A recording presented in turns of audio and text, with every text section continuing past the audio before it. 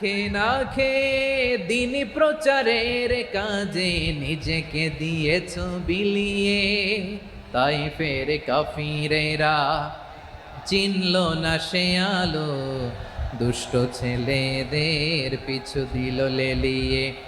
পাথরের আঘাতে ক্ষত বিক্ষত হয়ে সারা শরীর থেকে রক্ত ঝরে।